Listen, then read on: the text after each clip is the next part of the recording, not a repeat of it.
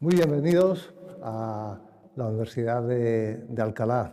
Muy bienvenidos a uno de los sitios más importantes en la historia, no solo de la Universidad Iberoamericana, sino de la historia de España. Esta capilla de San Ildefonso que nos acoge ahora es un lugar absolutamente excepcional que espero del que disfruten a lo largo de nuestra conversación. Es un auténtico placer compartir con ustedes los próximos minutos, con independencia de que nos sigan ahora en directo o que lo vayan a hacer luego a través del podcast. Soy Alfonso González, presidente de la Asociación Espacios de Educación Superior, y voy a participar en este conversatorio que vamos a llevar a continuación con dos personas extraordinarias, con Yuma Inzulía y con María Jesús Suc. El título de la invitación a la sesión de hoy es muy esclarecedor y nos invita a reimaginar la educación superior. Eso supone dos cuestiones. Por un lado, algo que creo que es cierto, que todos tenemos en alguna manera en nuestra cabeza una idea de lo que es la educación superior, por lo menos todos los que hemos pasado por la universidad. Y luego otra igualmente importante, que esa idea se nos está quedando un poco atrás, que el mundo está cambiando de una manera muy acelerada y que tenemos que cambiar esa manera en la cual mirábamos a la universidad y construir una nueva propuesta de la universidad. Y luego es muy importante la segunda parte del enunciado. Nos dice desde la multilateralidad. Podríamos mirar a la universidad desde los ámbitos convencionales, desde la gobernanza, desde las finanzas, desde el impacto de la tecnología, pero hemos elegido un punto ligeramente diferente, el de la multilateralidad. En este sentido, es frecuente que cuando hablemos de la multilateralidad surja una pequeña confusión acerca de qué es y cuáles son los límites, más en el momento actual que vivimos. Y va a ser uno de los temas que vamos a encargarnos de resolverlos con las dos personas que nos acompañan hoy. Yuma es directora de formación de IESALC UNESCO. Para mí, IESALC es una de las instituciones de referencia en el mundo, no solo en el ámbito iberoamericano, acerca de pensar qué universidad queremos y cómo podemos transformar la sociedad a través del impacto de la universidad. Pero posiblemente para una buena parte de las personas que nos están escuchando no estén muy familiarizados con la idea de ¿nos puedes explicar qué es IESALC? Por supuesto, Alfonso. Bueno, antes que nada, gracias por esta maravillosa invitación al instituto y a una casa de estudio tan emblemática y hermosa como es la Universidad Alcalá de Henares. Para mí es un grandísimo honor poder estar aquí acompañándolos hoy en este espacio conversatorio, por supuesto contigo, María. Para nosotros, hay veces cuando me preguntan un poco qué es el instituto, ¿no? El Instituto Internacional de la UNESCO para la Educación Superior en América Latina y el Caribe, IESALC en sus siglas, es el único instituto de categoría 1 de la UNESCO con el mandato exclusivo de impulsar y trabajar para valer a aquellos modelos de políticas públicas especializados en educación superior. Nosotros trabajamos de la mano, por supuesto, con los países, con gobiernos, con los estados miembros y, como no podía ser de otra forma, con la sede en París, a efectos de poder consolidar un modelo de esa universidad que soñamos. ¿Cuál es esa universidad que visionamos en este futuro? Por ese trabajo parte y nace, y esa es la misión principal del instituto, de trabajar a partir de las realidades circundantes. Y por eso nosotros desde este instituto, con esta visión latinoamericana y por supuesto iberoamericana también, haciendo honor a esta casa de estudio, lo que buscamos es construir narrativas que nazcan desde el territorio para poder consolidar un modelo de universidad real, acorde con los tiempos en los que nos encontramos en cada momento y que responda, por supuesto, a las necesidades contextuales de nuestros territorios, de nuestros diferentes territorios. Muy bien, muchísimas gracias, María Jesús. Vamos a hablar de un tema que a lo mejor es más difícil de pronunciar que de comprender, que es la multilateralidad. ¿Nos ¿Podrías decir un poco cuál es el entorno? ¿De qué vamos a hablar en concreto? Bueno, multilateralidad hace referencia a la relación entre muchos agentes y creo que en eso estamos, a pesar de que, como mencionabas en la presentación, los tiempos no parecen acompañar esa idea de favorecer la multilateralidad, en la que creo que al menos los tres que estamos en esta sesión conversando y en general la mirada del Instituto de Análisis Económico y Social sí que pasa necesariamente por tener esa perspectiva de distintas instituciones con sus vinculaciones respectivas con los territorios sobre los que tienen capacidad de influir, pero también esas instituciones que no solo influyen, sino que se dejan influir. Es decir, que para poder realizar la tarea que se supone, que entendemos que la sociedad nos encomienda a las universidades y a las instituciones de educación superior, tenemos que ser receptivas con todo lo que nos rodea. Y lo que nos rodea no solamente el entorno más próximo, que también, por supuestísimo, es entendernos unas a otras, es entender que entre todas contribuimos a generar también esos espacios y esa capacidad de interlocución que nos puede hacer llegar como conjunto de instituciones de educación superior que velamos por una investigación de excelencia, que velamos por una formación de excelencia, que tratamos de servir. Hablaba la presentación de la importancia que el Instituto le da a la transferencia, entendiendo por esa transferencia esa capacidad de atender las necesidades de los que nos rodean. Me quedo, que luego lo desarrollaremos, que las dos habéis mencionado a la hora de hablar de universidad un concepto que muchas veces se nos pasa desapercibido, que es territorio. Los dos habéis hecho mención al territorio. Ayer, siguiendo en LinkedIn a el actual director de la Escuela de Caminos de la Universidad Politécnica, escribía una entrada en la que hacía referencia a que hace 10 años, en su actividad de vicerrector de investigación, había coincidido de manera reiterada con una persona que acaban de nombrar rectora en la Universidad de Sevilla, y la felicitaba, pero aprovechaba el momento para decirle: ¿cómo ha cambiado el mundo? ¿Te acuerdas cuando hace 10 años viajábamos a Rusia, viajábamos a China, viajábamos a Irán? Los países del G4 querían atraernos a los estudiantes de todo el mundo, y ahora, para ser un actor, un vicerrector internacional, hay que saber geopolítica, ¿no?, para poderse mover con facilidad, ¿no? ¿Cómo ha cambiado todo tan deprisa, ¿no? Y cuando se pronuncia la palabra multilateralidad, hay una parte importante de la sociedad que reacciona de manera inmediata y la vincula a una cadena de palabras de distinta consideración, para terminar llegando a la conclusión de que es un movimiento de cancelación, cuando no de cercano al comunismo, cuando no directamente terrorista. ¿Qué nos ha cambiado en el mundo? ¿Qué hemos hecho mal para que algo que en lo que creíamos, algo que era comúnmente aceptado, en un periodo tan corto de tiempo haya pasado a estar de facto por una parte importante de la sociedad condenado? Bueno, si me permites, yo creo que tenemos que ser conscientes de que tal vez no lo hemos hecho del todo bien, ¿no? Y principalmente yo creo que va parte de un proceso de comunicación, de hacer entender qué significa esta palabra que puede ser compleja de pronunciar, como decías al inicio, ¿no? El multilateralismo o la cooperación internacional en el ámbito de la academia, que tal vez que es lo que nos circunscribe a nosotros, que creo que también cabe la pena diferenciarlo.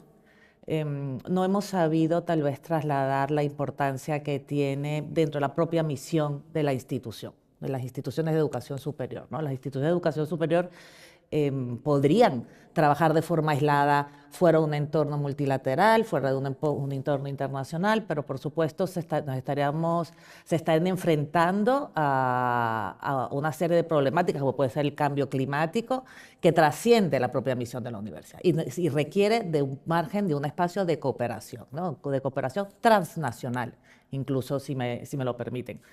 Pero realmente la academia, los organismos multilaterales, y en algunos casos también la sociedad civil no hemos sabido comunicar qué significa trabajar de forma cooperada y conjunta, ¿no?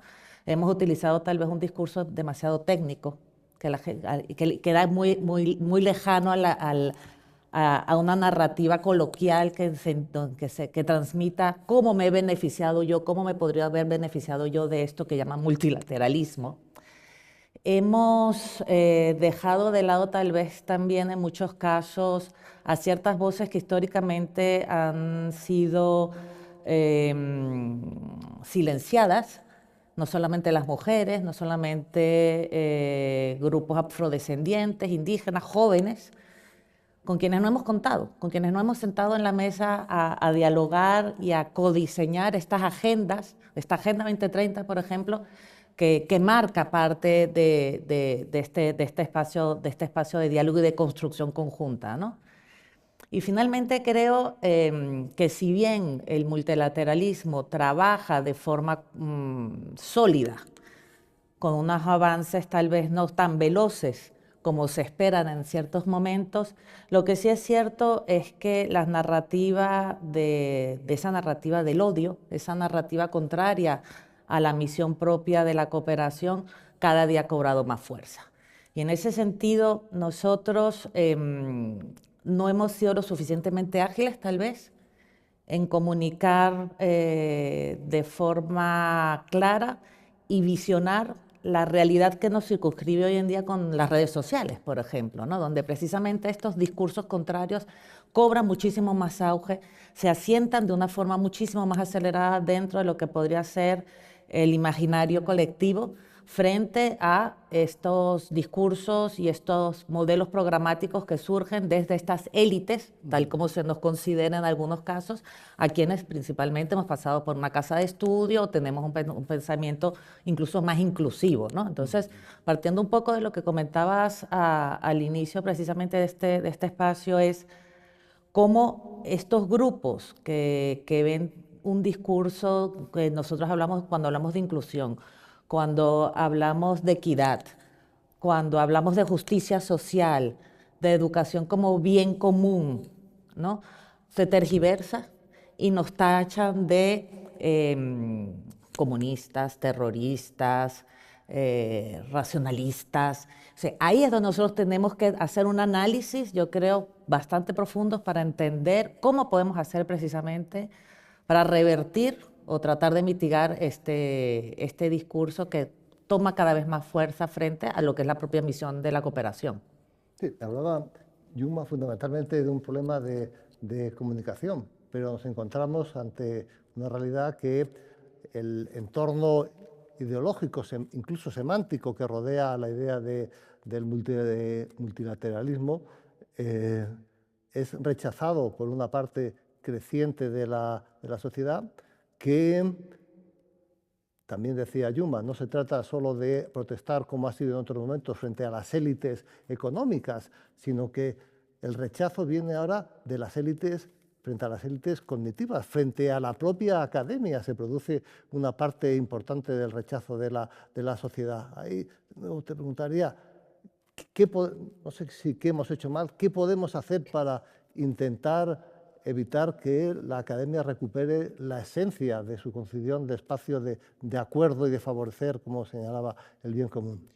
Sí, yo diría que tenemos que trasladar la idea de ágora, de academia como ágora, como espacio de interlocución de distintos actores, de distintas posiciones, en tanto que se nos percibe como elitistas, como ajenos a los problemas de cada día de las personas, de la sociedad. Incluso diría más, es que para muchos también el planeta no acaba de estar bien atendido en sus exigencias de intervención, ni siquiera por nuestra parte, con lo cual quizás, y yo diría que va más allá de la propia comunicación.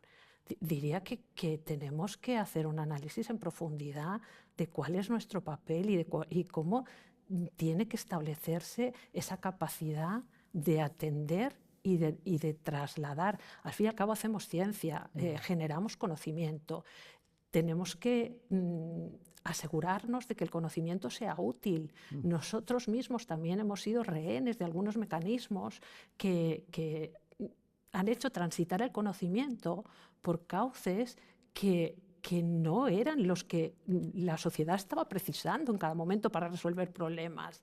Eran cauces que permitían que pudiéramos puntuar en algunos rankings, que pudiéramos ser evaluados en unas condiciones quizás objetivables, quizás fáciles de homologar en el conjunto de las universidades, pero quizás ahí también hay que repensar esos indicadores. Hablábamos de reimaginar, pero son muchas cosas las que tenemos que reimaginar. Realmente los retos a los que nos estamos enfrentando son severos y también exigen que no nos dejemos llevar por las inercias habituales con las que hemos venido procediendo. También, incluso mencionabas en materia de cooperación, también el esquema de cooperación está cambiando nuestra propia relación con las personas que forman parte de la comunidad universitaria.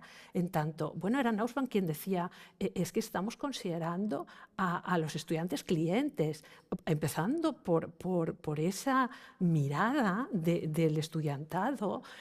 Ya estamos generando un esquema de relaciones que quizás no es el adecuado. Yo diría que no es el adecuado. Entiendo que puede haber personas que puedan estar observándolo desde otra mirada, pero desde luego desde el ámbito de las universidades públicas, en tanto que evolucionamos hacia esa relación que cambia la propia, yo diría que la propia misión de la universidad, pues a lo mejor estamos en ese proceso de adaptación y quizás también por eso comunicamos mal, porque quizás también nos falta un proceso de reflexión interna acerca de lo que somos y lo que tenemos que aportar a la sociedad y cómo tenemos que relacionarnos con la sociedad. Me quedo con una idea compartida que es la de escuchar para cuidar, ¿no? Que creo que es una buena base para empezar a reimaginar esa multilateralidad. La idea de la multilateralidad, ¿cómo se combina con unas ideas que son dominantes en este momento en el mundo universitario? Cuando entramos en la página web de una universidad pública privada, lo primero que nos encontramos es número 1 en el ranking de Shanghai, en el ranking de no sé cuánto. Sin embargo, Naciones Unidas nos advierte que esos rankings son espacios de marketing que tienen una función comercial destinada a entidades comerciales, los califica de depredadores, además en los impactos que tienen, y sin embargo las políticas públicas, las universidades se vuelven locos con esa estructura de jerarquización de las universidades. ¿Es compatible el multilateralismo con esa visión jerárquica de los rankings? Excelente pregunta. Y bueno, si me permites, retomando precisamente justo lo que comentaba ahora María Jesús, en el sentido de si vemos, y llego, si vemos al estudiante como cliente, ¿no? Si vemos la universidad como un modelo de negocio, ¿no? Este paradigma más mercantilista, y cuando vemos la ciencia, que aquí ya entramos en... por eso nosotros abogamos siempre por la ciencia abierta, cuando vemos todo lo que tiene que ver la investigación y la ciencia abierta como un bien privado más que como un bien público. O sea, aquí entramos precisamente, si concebimos la universidad como un modelo de negocio, ¿vale? Entramos a contar con la necesidad de establecer diferentes mecanismos que nos permitan incluso a nosotras como universidades privadas o públicas poder escalar frente a otros o posicionarnos frente a otros para poder así ser mucho más atrayentes de ese mercado en el que nos estamos moviendo, ¿no? Entonces, dicho esto, entrando ya de lleno en el tema de los rankings sin lugar a dudas son un instrumento para poder posicionar a mi universidad en diferentes rankings de sostenibilidad, rankings de calidad, rankings, por supuesto, en todo lo que tiene que ver con modelos de investigación, Pero lo que yo busco siempre para tratar de quitarle un poco de peso a ver a los rankings de una forma tan negativa como desde las propias Naciones Unidas alertamos al cuidado, es que los veamos tal vez como un instrumento, como un mecanismo que nos permita a las universidades estudiar, hacer un diagnóstico de qué tenemos, de dónde estamos, para poder trabajar hacia un fin común. Ese fin común en función del modelo de cada universidad, sea pública o sea privada, y nosotros por supuesto abogamos por la educación superior como bien común público. O sea, nosotros tenemos que buscar garantizar el acceso a la educación superior, ¿no? Pero dicho esto, si vemos a los rankings como un mecanismo que nos permita, o que permitan a las instituciones de educación superior consolidar su modelo, su modelo educativo, su plan estratégico y reforzar su misión, identificando aquellos puntos de mejora, pues excelente. Entonces, si nos permite tener un modelo de indicadores que nos permita medirnos para ver hacia dónde tenemos que trabajar y mejorar en función de la universidad que queremos ser, para nosotros es excelente, por supuesto. El problema está cuando nosotros utilizamos estos rankings como medallas, que los ponemos en las páginas web, en la home, que nunca se sabe dónde están, con todos estos distintivos, como si fueran las normas ISO. Entonces, estoy en tal lugar dentro de cada uno de estos innumerables rankings que existen, porque cada día además se multiplican. Entonces, dicho esto, que eso no es incompatible el poder, el que universidades públicas y privadas participen dentro de sistemas de métricas específicas, como pueden ser los diferentes rankings que existen actualmente con estos indicadores. No es incompatible siempre y cuando el fin, digamos, justifique, ¿no?, los medios. Y esto es lo que yo creo que nos deberíamos ceñir precisamente, en verlo como un instrumento para la mejora continua.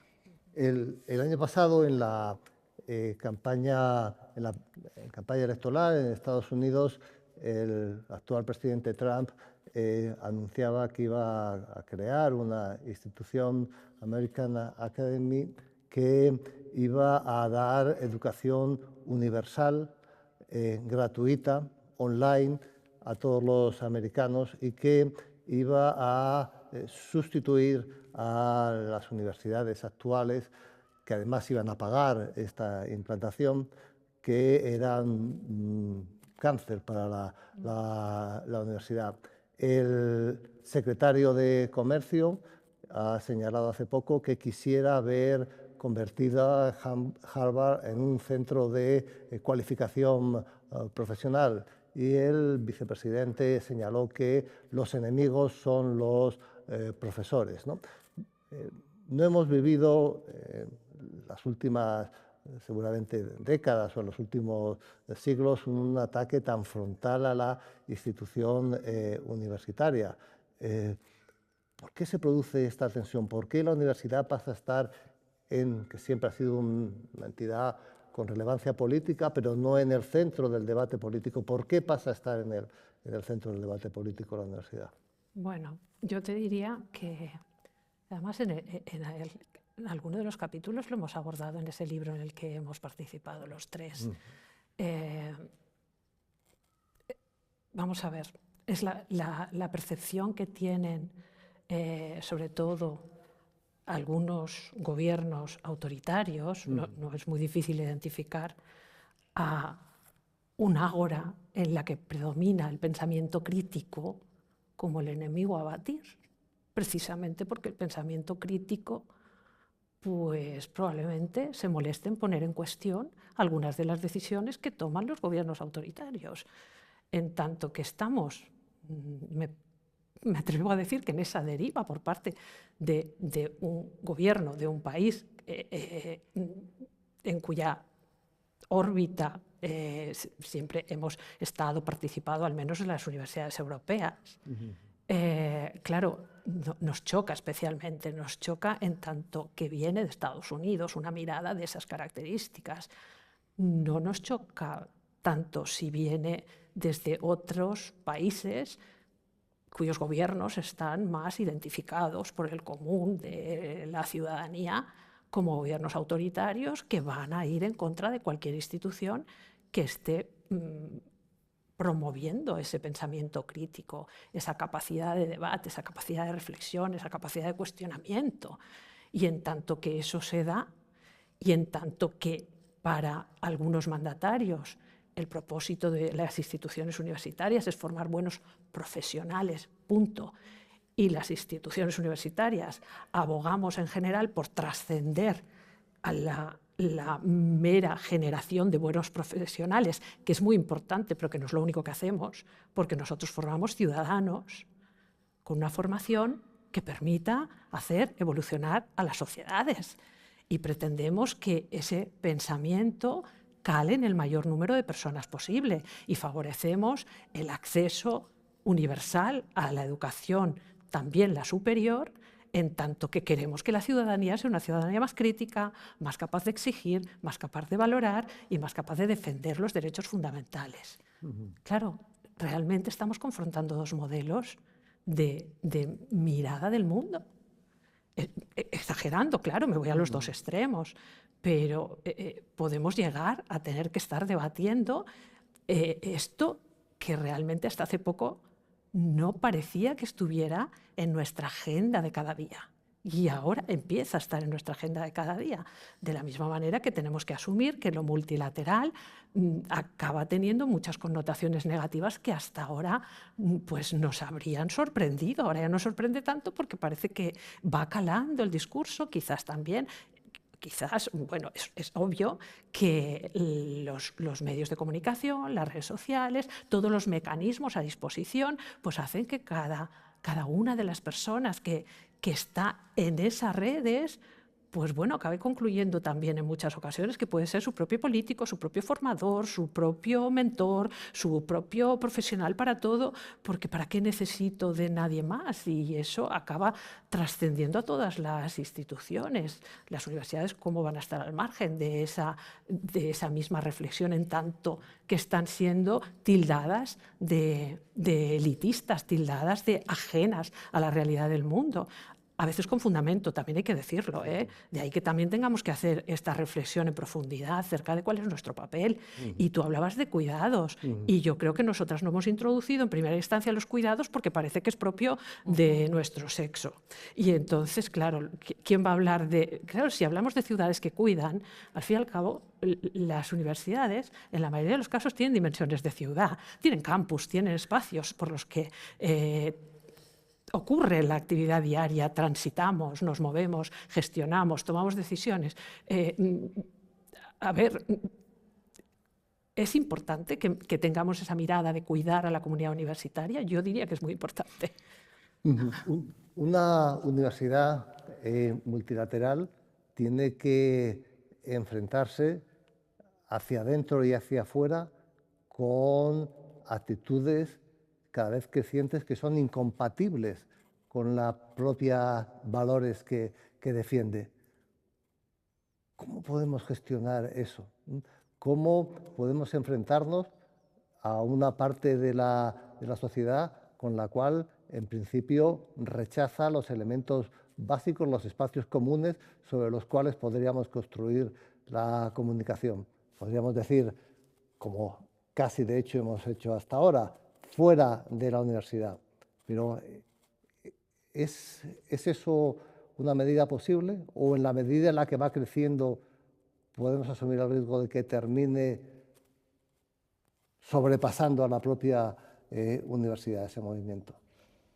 Sí, bueno, yo creo que si nosotros partimos de que precisamente una de las misiones sustantivas de la universidad es la de apoyar el desarrollo de ese pensamiento crítico para fortalecer a estos ciudadanos comprometidos, ¿no? Socialmente, podemos partir también de entender la importancia que tiene precisamente el rol social que cubre la academia en este sentido, la universidad, ¿no? Como esta casa del conocimiento, pero esta casa también de los valores.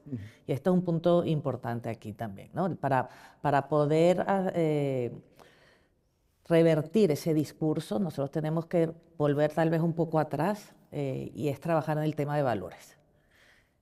Porque justamente al perderlos es el que se permite que permeen estos discursos de odio, que permeen estos pensamientos que son absolutamente decimonónicos, si me lo permiten en un momento determinado, y como tal tenemos que analizar cómo podemos hacer precisamente para poder volver a trabajar en esos valores que en algunos casos posiblemente se estén perdiendo.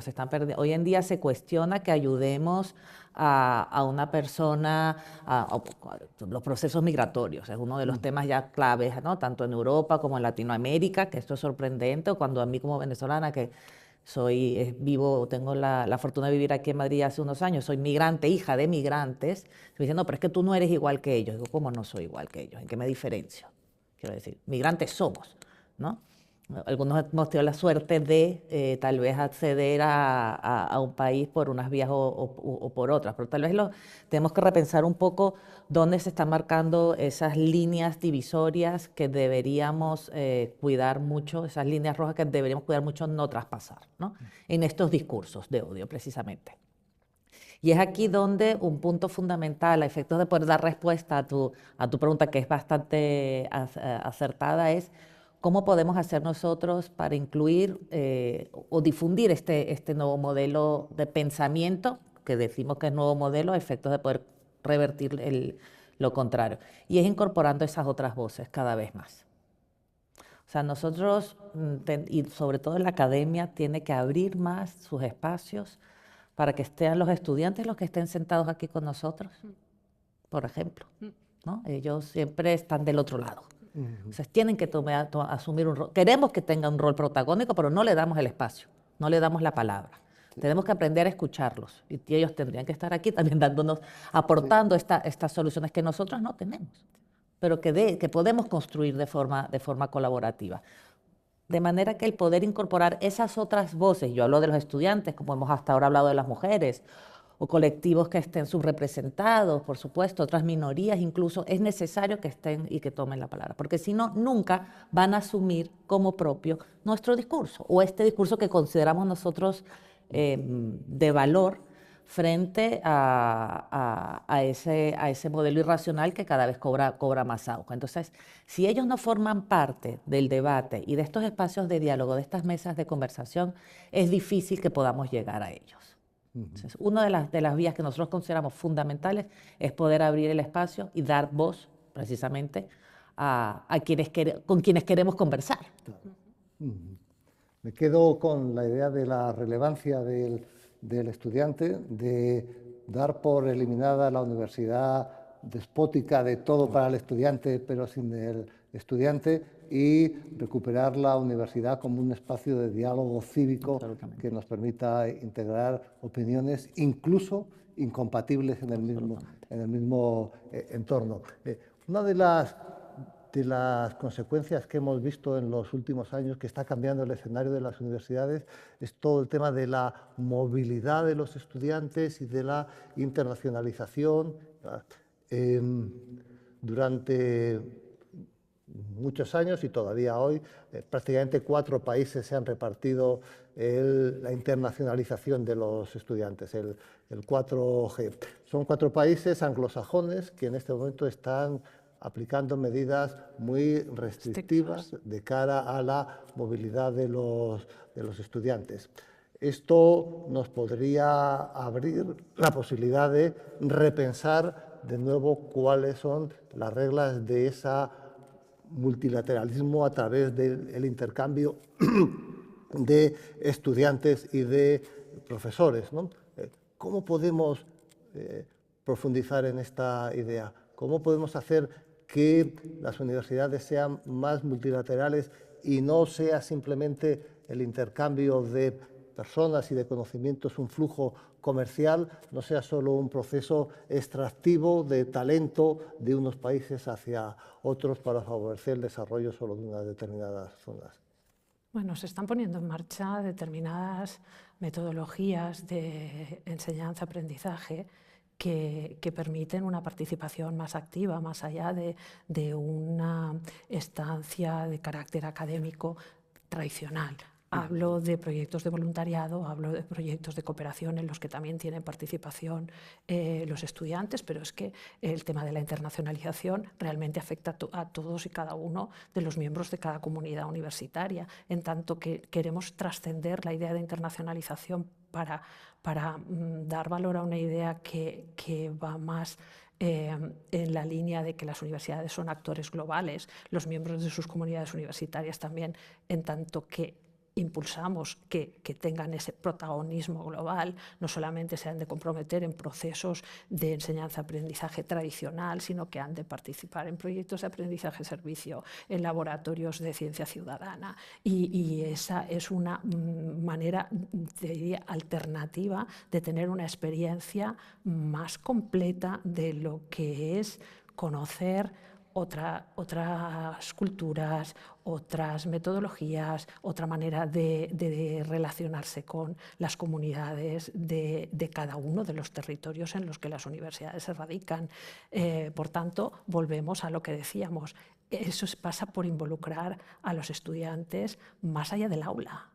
Los estudiantes no tienen que estar solamente en un aula y ser receptores pasivos de un conocimiento o de un saber hacer, sino que tienen que ayudar a construir los avances en ese conocimiento, en ese saber hacer, en ese trasladar, hacer transferencia, en tanto que atender problemas de las personas a las que poder atender desde las universidades, en las que los universitarios se puedan involucrar, que no necesariamente es su institución de origen, sino cualquiera de las instituciones que pueden participar en red en este o en muchos otros proyectos.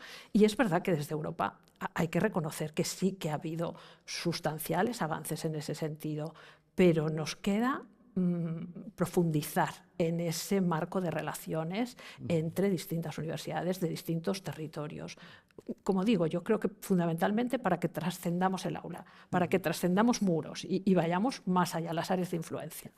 El cambio más importante que ha habido en el mundo universitario en la última década ha sido la irrupción de unas instituciones que no existían antes, que eran las universidades online.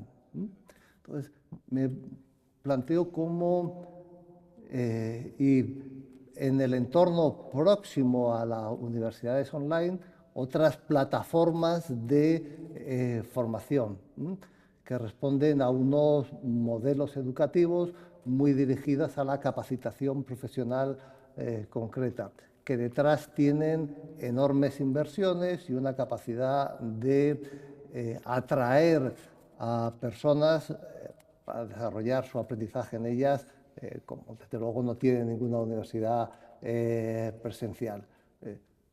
¿Cómo se juega esa idea entre el aprendizaje online con un nuevo colonialismo, con la masificación, con una educación superior de primera?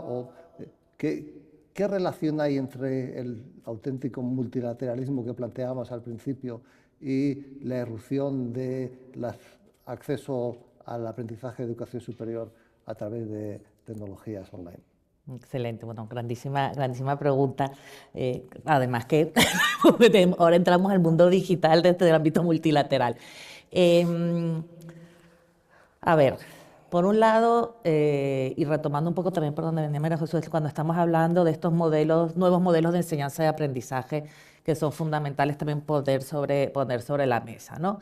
Estas plataformas de cursos masivos, por ejemplo, universidades que son 100% online, universidades que anteriormente eran universidades a distancia y que incorporan tecnologías para afianzar o ampliar, por supuesto, su espectro, tienen que sustentarse dentro de un marco, todos deberían sustentarse dentro de algún marco normativo en el que prelee la calidad, ¿no? Aquí estamos hablando de integridad académica y de calidad. O sea, ahora, ¿cómo llegar a esto?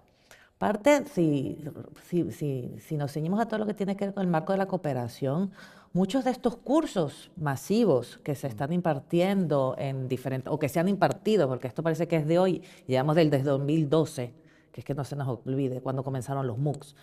En ese momento, yo lo que recuerdo, por ejemplo, es que eran muchas universidades que se ponían de acuerdo para trabajar en grupo, de forma coordinada y cooperando para crear tal vez o codiseñar un programa formativo de forma conjunta. Y eso es algo que, bueno, que realmente aquí en Europa, digamos, se afianza con programas como puede ser el Erasmus, el Horizon, donde precisamente son plataformas que te permiten precisamente esos marcos de trabajo conjunto y de cooperación. Pero cuando se trascienden esos espacios y podemos trabajar con universidades en Estados Unidos, asiáticas y por supuesto latinoamericanas, y se pueden intercambiar marcos de referencia en cuanto a experiencias educativas, es fundamental. A mí me parece que no tenemos que verlo como ese gran ogro, sino que precisamente esta tecnología y estos modelos de enseñanza y aprendizaje mediados por la tecnología nos han permitido a muchos el poder acercarnos a otras latitudes y hemos podido afianzar modelos de internacionalización digital o virtual que también son de valor. Por supuesto, no es lo mismo el poder contar con una experiencia física presencial de movilidad frente a una digital. Cuando más aún entendemos cómo el poder tener la oportunidad de viajar a otro país y entrar a otra universidad puede incluso, aunque nosotros no lo hayamos pensado posiblemente antes, romper barreras. ¿Qué quiero decir con esto? Yo tengo un caso de un profesor peruano, de una universidad además pedagógica peruana, ya un doctor, y él me comentaba, él es originario de un pueblo originario, ¿vale? O sea, su lengua materna no es el castellano. Y él me decía que cuando ellos tuvieron la oportunidad, cuando él tuvo la oportunidad de ser la primera persona que accedía a la educación superior en su familia, de entrar en la universidad y trasladarse a la capital, se sentía un bicho raro, absolutamente rechazado por sus conciudadanos. No tenía, me estás dando acceso a una universidad pública, que entiendo que hablaremos tal vez posiblemente de eso también, con un modelo de gratuidad, yo me puedo permitir acceder o por modelo de financiamiento de becas, pero no tengo dónde dormir, no tengo dónde comer, no hablo el idioma y no me siento parte de. Él me comenta que una vez graduado, vino a hacer su doctorado a Alemania. Y dice, yo cuando llegué a Alemania, pues era uno más, no era diferente, éramos todos de afuera. Entonces yo podía sentirme parte de esa comunidad académica, cosa que no ocurría en mi universidad, en mi país, en mi capital, ¿no? Entonces, si hablamos de espacios de diálogo, donde el multilateralismo cobra cada vez mayor vigencia, precisamente es en estos programas de internacionalización que tienen las universidades, bien sea desde el ámbito digital o bien sea desde el ámbito físico. Y que lo digital hoy nos obliga a nosotros como docentes a repensar nuestras formas y nuestros modelos de enseñanza y aprendizaje es fundamental.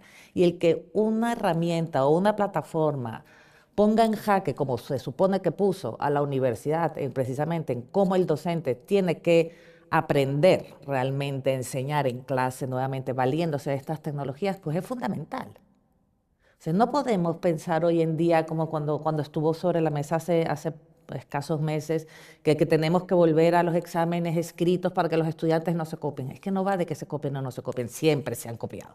Todos hemos pasado por las aulas, quiero decir. Aquí lo que tenemos que pensar es cómo podemos hacer para que nuestros marcos metodológicos, nuestros modelos de enseñanza cobren valor, sean pertinentes para la sociedad y para el propio estudiante que está en nuestras aulas. O sea, eso parte de una voluntad del propio docente, de readaptarse a la utilización de otros instrumentos, como puede ser en este caso hoy que estamos hablando de la inteligencia artificial. Me quedo con esa idea de la necesidad de repensar nuestra relación de generación de valor en el estudiante en la universidad, porque lo que ha hecho Coursera es contratar como CEO a el responsable de la creación de Prime Video, que lo primero que ha dicho que es que los contenidos de Coursera y los contenidos de Prime Video son homologables y que al fin y al cabo lo que va a vender y la experiencia que tiene es idéntica y que va a trasladar los criterios del espectáculo a los criterios de la educación para conseguir hacer más rentable a esa empresa, ¿no? Lo que nos exige el que desde las universidades sepamos a quién tenemos enfrente, ¿no? y cuáles son los actores que van a luchar por captar la atención y por modular la manera de entender el mundo de las personas que hoy día son nuestros estudiantes, ¿no? Y es un reto realmente desafiante. Vamos a intentar aterrizar un poco el tema de la multilateralidad y vamos a intentar pensar en el ámbito latinoamericano, ¿no? A mí me llama la atención cuando pensamos en Latinoamérica su riqueza. Yo creo que tendemos a considerar el sistema, las universidades latinoamericanas como jerarquizadas a través de esos rankings globales en los que hablábamos antes y pensamos que tienen una menor consideración que otras universidades. ¿Qué aportan las universidades latinoamericanas? ¿Qué tienen de diferencial en su ADN, en su historia, en su compromiso, para que puedan ser un elemento importante en esas relaciones bilaterales, multilaterales, que enriquezcan a los distintos países del resto del mundo a través de su experiencia? Yo creo que en algún sentido nos llevan la delantera claramente para las personas que estamos muy cerca de todos los procesos de lo que es la responsabilidad social universitaria y de cómo aterrizarla. América Latina es una inspiración, Valais, que es como una referencia y muchos de los que han colaborado con él, pero quizás es el más conocido, nos está dando muchas pistas que son lecciones que tenemos que aprender desde el norte, a propósito de cómo se está procediendo en el sur global. Y son lecciones tremendamente reveladoras. Por contextualizar, y me sitúo, pongo el foco en la responsabilidad social universitaria, nos acerca a esa mirada que tiene que trascender la idea de la filantropía.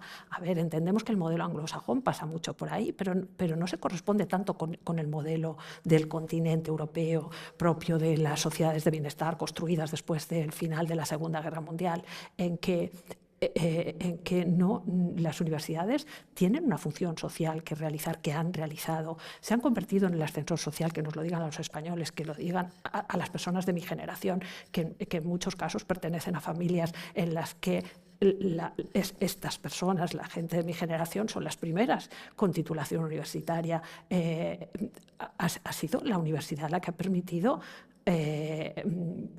que calaran una serie de valores y que, por tanto, facilitaran la construcción de ciertas estructuras de convivencia que a mí me parecen muy relevantes. Entiendo que hoy esa mirada nos la está ofreciendo en muchas ocasiones América Latina.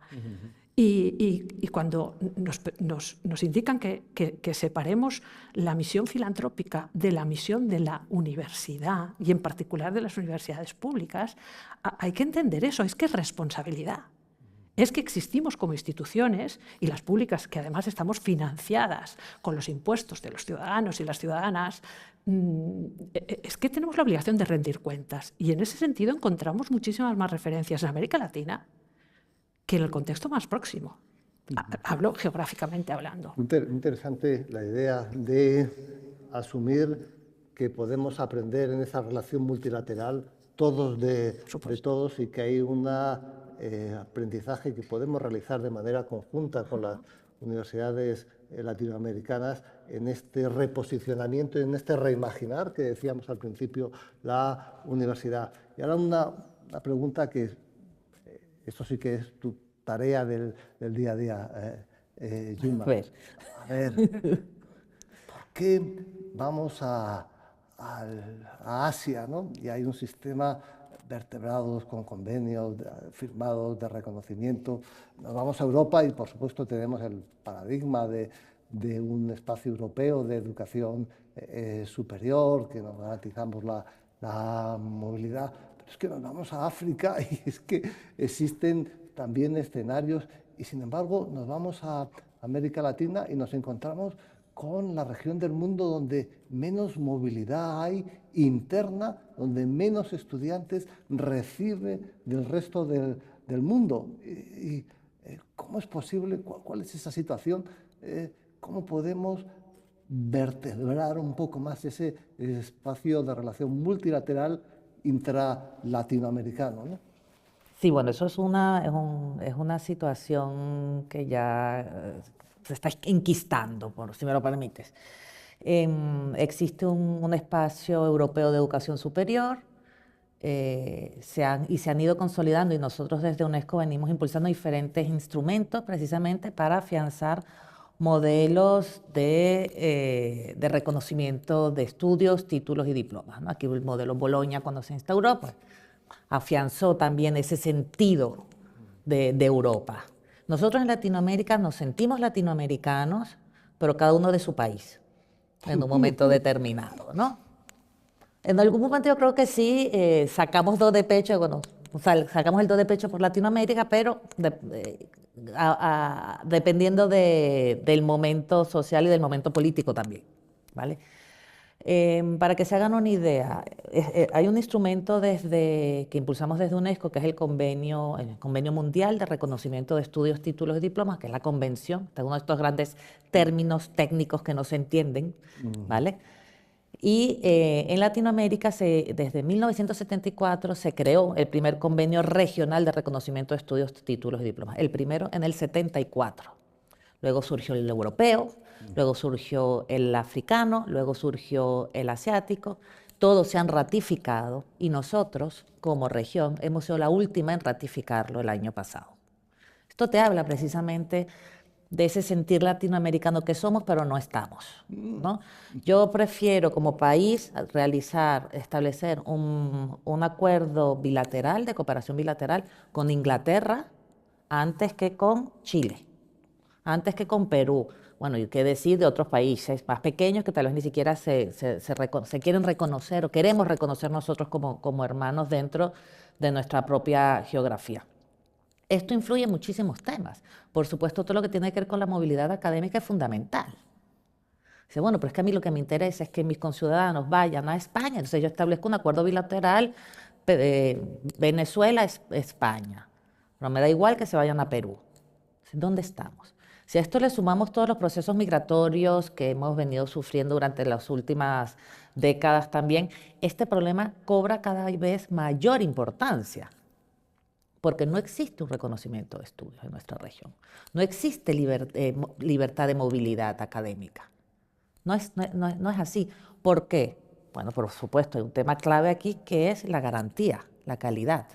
¿Quién garantiza que ese título, cuando existen países donde ni siquiera cuentan con agencias de aseguramiento de la calidad? O sea, estamos hablando de un tema, por supuesto, que cobra cada vez mayor calado y que requiere de un marco normativo, por supuesto, que busque precisamente dotar de tranquilidad y de confianza, que es de lo que parte todo esto, nuestros títulos y estos modelos y estos posibles modelos de reconocimiento. Otro problema que tal vez nosotros hemos identificado es nuestra lengua. Resulta ser que aquí en Europa se han tenido que poner de acuerdo todos a través de una lengua externa a la suya en gran medida, como es el inglés. Sí. Nosotros todos hablamos castellano, español, peruano, venezolano, chileno, argentino, mexicano, guatemalteco, pero ninguno nos entendemos. En un momento determinado, cuando tenemos que colocar sobre un papel en qué consiste esto, el reconocimiento de estudios, títulos y diplomas, para ti reconocimiento es una cosa, para mí es otra, para ti diploma es una cosa, para mí título es otra. Y entonces una vez yo hablando con un italiano precisamente que lleva en ICNARIC aquí, de quienes se encargan de todo este tema del reconocimiento en Europa, me decía, es que el problema tal vez que tienen es que todos hablan el mismo idioma. Y puede ser en un momento determinado. Entonces, sí creo que a mí lo que me llama la atención es cómo nace de nosotros, pero no hemos tenido la capacidad y la voluntad de ponernos de acuerdo para trabajar de forma conjunta en cohesionarnos, además que existen diferentes iniciativas, por supuesto, ¿no?, para cohesionarnos como región, y más aún ahora dando respuesta precisamente a esto que comentábamos antes, que ahí yo creo que tanto España, para ser concretos, como Latinoamérica, tienen ahora una oportunidad de oro frente a esto que está ocurriendo en Estados Unidos. Estoy de acuerdo completamente. Entonces, aquí estamos abiertos, digamos, a recibir todos, cada uno pudiendo ofrecer esas fortalezas que nos distinguen con cada uno de nuestros espacios de educación superior. Entonces, el poder trabajar conjuntamente en este sentido y reconocer dentro de nuestras diferencias ese valor es fundamental. Vamos a terminar por todo lo alto. Vamos a terminar hablando ni más ni menos de el papel que puede desempeñar España, y me ha gustado mucho la referencia que ha hecho Yuma del español no como facilitador, sino como frontera de a la hora de estimular el reconocimiento y las relaciones en la educación superior de distintos países. Te quería preguntar, en ese ámbito multilateral que está definido por el uso del español, incluso del portugués, ¿cuál debería ser el papel de España, ¿no? ¿Y cuál es el papel que tiene en este momento España? Bueno, España en tanto que puente por estar, por ejemplo, en el ámbito de la educación, el Espacio Europeo de Educación Superior, y en tanto que parte de esa experiencia y acumulando ese bagaje y teniendo especiales relaciones, como es de sobra conocido, con América Latina, pues yo creo que todos estamos ya en esa tarea de tratar de identificar con más claridad lo que nos une y de dar valor para hacerlo bueno, una fortaleza de primer nivel, en tanto que seamos capaces de trasladar, como hacemos a través de los diferentes foros en los que participamos, de trasladar esa mirada desde las universidades, pero universidades, insisto en la idea de que universidades no torres de marfil aisladas de las sociedades en las que se radican, sino universidades que sean capaces de reflejar las necesidades de la sociedad, de la ciudadanía a la que sirven, y que sean capaces de trasladar esa voz, de dar voz y de trasladar esa voz a todos los que tienen que tomar decisiones, sean gobiernos, sean entes multilaterales, sean organismos internacionales, sean empresas, todo tipo de actores. Volvemos a la idea de la que partíamos, de la universidad como actor global. Tenemos, claro, es una oportunidad en un contexto muy adverso, pero es cierto que también es una oportunidad para impulsar ese repensar lo que somos y tratar de estar a la altura de lo que nos exige o lo que nos demanda la sociedad. Yuma, ¿está España a la altura de lo que le exigen las circunstancias? Entiendo que, bueno, A ver qué dices. a ver qué digo, ¿no?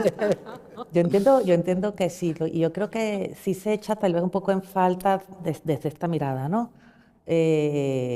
Más trabajo conjunto. Sí. Más trabajo conjunto, pero desde una posición que España ahí sí tiene que tal vez bajar un poco 2 escalones y vernos de forma horizontal. Ajá. Porque como también comentaba María Jesús al principio, aquí aprendemos unos de otros, ¿no? Cada uno tiene su fortaleza o su fortaleza para poner sobre el tapete, el tablón de juego. Y un punto que yo quisiera también destacar que aquí es precisamente el valor que tiene nuestro idioma común. Somos más de 600 millones de personas que hablamos el español en sus diferentes vertientes, si me lo permiten. Pero seguimos obsesionados con que cada uno de nuestros investigadores publique en inglés. Nosotros mismos nos obligamos a publicar en inglés. Entonces, yo no sé hasta qué punto, si queremos poner en valor un espacio, nosotros el espacio iberoamericano de educación superior, por ejemplo, también, no nos cuestionamos el por qué no poner en valor como uno de los principales instrumentos, además de todas las plataformas que nosotros ponemos sobre el panel de juego, como son estos convenios, nuestra lengua común, ¿no?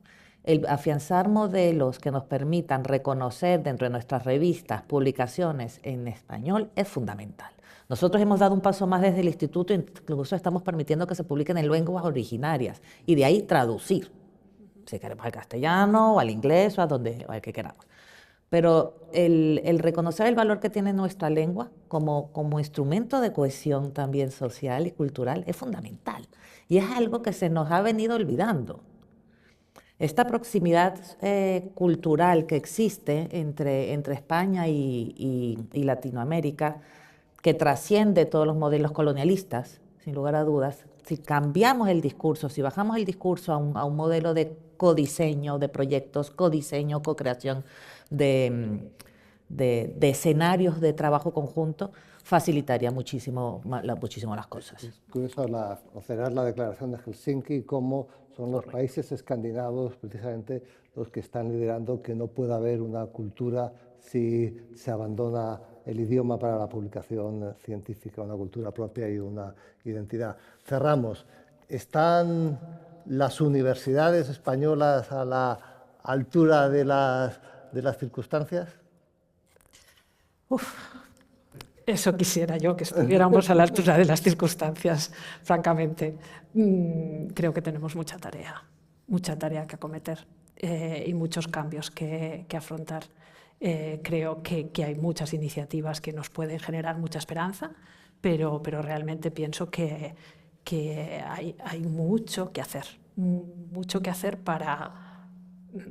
también para no ponernos trampas a nosotros mismos en nuestros propios procesos que generamos nosotros o que contribuimos a generar y que acaban favoreciendo, pues, por ejemplo, el poder de ciertas editoriales, el poder de empresas que están respaldando, elaborando los rankings, que seamos tan sumamente dóciles sistemáticamente y que no favorezcamos un proceso de reflexión acerca de las normas que nos estamos dotando para ser mejores, para hacer mejor contribución a la sociedad, a la cooperación, a la multilateralidad, al multilateralismo, pues creo que exige que también abramos espacios como este para este tipo de reflexiones que probablemente no las tengamos en consideración porque es como que las dinámicas y las inercias de cada día nos lo impiden, también porque todos y cada uno de nosotros estamos muy sometidos a una presión en el día a día, en nuestras agendas, en nuestras tareas diarias, que a lo mejor nos impiden tener la perspectiva suficiente como para contribuir a la mejora de nuestras instituciones. Y creo que, por supuesto, somos protagonistas y, por supuesto, tenemos que ser conscientes para acometer la tarea. Y a mí me parece que es una tarea no fácil, pero indiscutiblemente merece la pena intentarlo, merece la pena, y sobre todo cuando de alguna manera estamos viendo esas señales tan claras que nos están exigiendo movernos en una dirección que no es la de la inercia, que no valen las dinámicas de siempre, que tenemos que pensar. Quizás no tenemos mucho tiempo para pensar, pero pensar un poco para poder tomar decisiones más coherentes con los retos a los que nos enfrentamos. Perfecto. Pues yo creo que hemos agotado la hora que teníamos de tiempo. Se ha pasado rápido. Creo que han quedado encima de la mesa una cantidad enorme de temas sobre las que seguir pensando cada uno dentro de su ámbito. Creo que se han puesto encima de la mesa razones para seguir creyendo en la universidad, en la vitalidad de la universidad, en su fuerza para transformarse y a través de su transformación transformar la sociedad de la que forma parte. Muchísimas gracias, Yuma, muchísimas gracias, María Jesús, y nos veremos en unos días en el siguiente diálogo. Hasta la próxima.